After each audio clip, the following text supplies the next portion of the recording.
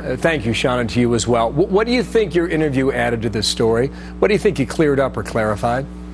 You know, this interview went pretty much straight through, Bill, for about 90 minutes, and we covered so much different ground. There are so many unbelievable questions. Number one, about the state of journalism, what wasn't covered in the United States, what these emails revealed, his life.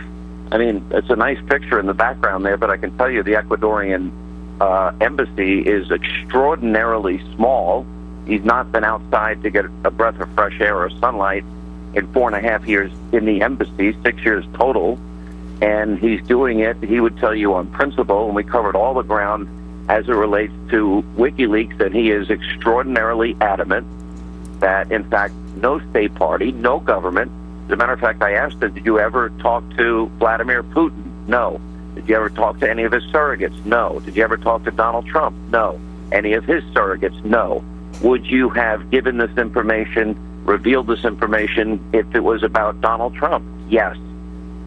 So there's so many different things here that he is revealing, and not the least of which is that this entire narrative we have heard post-election, he's telling us, is absolutely, positively false.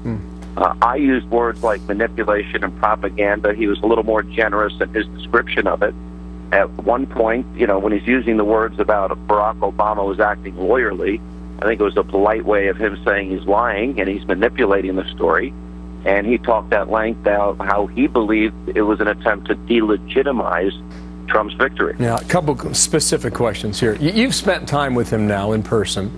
A few weeks ago, you had him on Radio 2 for an interview. So you've gotten to know him much better than, well, any of us. John Bolton last hour said he doesn't believe a word he says. Do you? I believe every word he says, to be perfectly honest. I have great respect for John Bolton. And here's the bottom line. What did he reveal here? Two things that I think come out of this, that if we looked at it from the proper perspective, and there were things, look, I was a very early critic of him. He's well aware that I thought he was waging war on the United States. My opinion on it has evolved in large part because of what I have seen that he has done in 10 years. Nothing he has published has ever been proven false. Nobody's even questioned the veracity or truthfulness of what he's doing.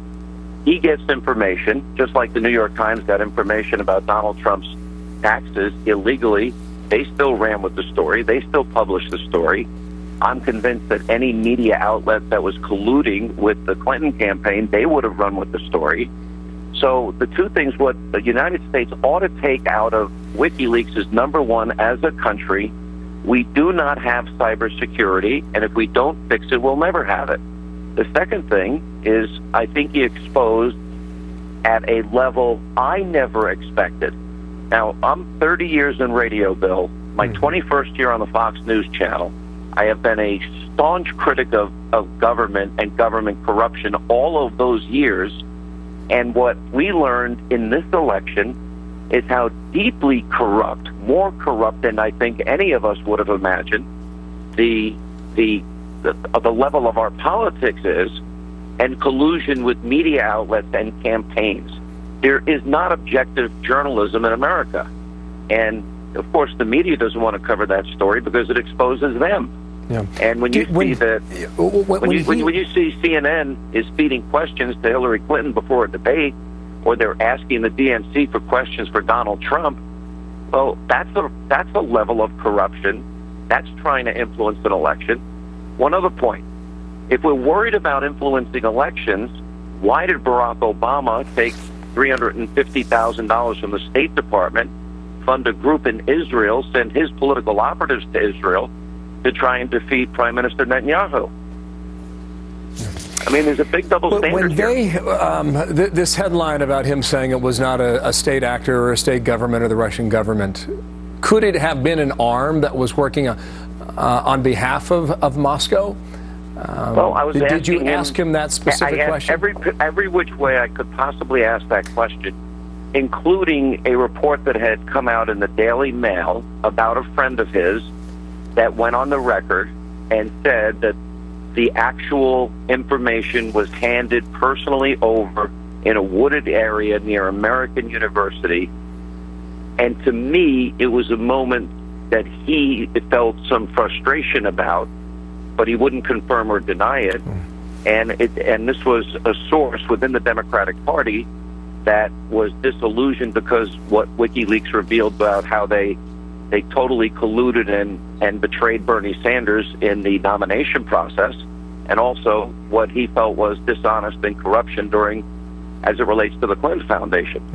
So that's a story that I think had been underreported as well. Because I mentioned you spent 90 minutes with him. Just in the moment we have left here, Sean, this is one of your last questions to him about whether or not the President of the United States was telling the truth, or how he was parsing his language, etc. This is how it went. Watch here. He's acting like a lawyer.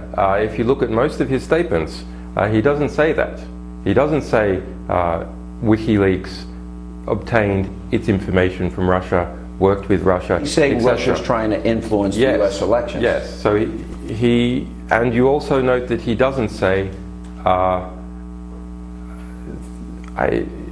the statements that I've read, he doesn't say that Russia was trying to influence the election for Donald Trump. There, in a nutshell, Sean, why is that so significant coming at the end of your time together? Yeah, I think he was.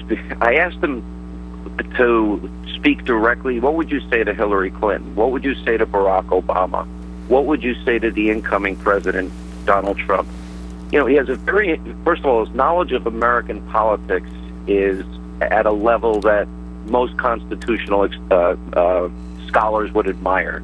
He's a person that knows our Constitution fully and completely. He's read the Federalist Papers. He understands American journalism. I thought it was a gracious way of saying that the president is purposely lying and manipulating for political gain, which went back to an answer earlier, which was they were trying to delegitimize Donald Trump. But what I took out of it is, you know, he really sees the government is corrupt fundamentally, and his theory, which I happen to agree with, is that more transparency leads to more competency, and more competency leads to more faith in government. And his message basically to all three of them is open up the government to the extent that you can. He understands the need for covert operations and plausible deniability, but open it up more and you'll see more competency in government, which I think goes to the heart of what we've experienced the last 8 years, more secrecy than any other president in history.